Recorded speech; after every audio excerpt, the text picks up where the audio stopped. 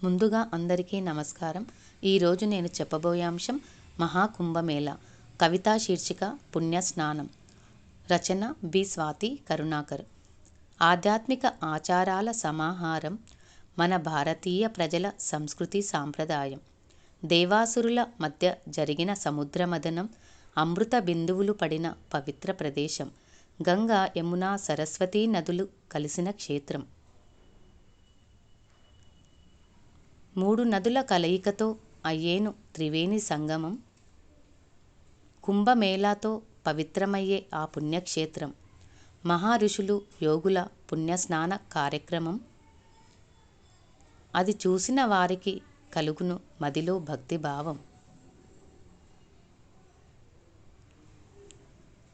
భక్తకోటి తరలి వెళుతున్నారు పుణ్యస్నానం కోసం. 3 మునకలతో కలుగును పాప పరిహారం. ఆ పవిత్ర జలంతో చేసెదరు సంప్రోక్షణం. భక్తజనులకు కలుగును మోక్ష మార్గం. అదే మన హిందూ దేశ విశ్వాసం.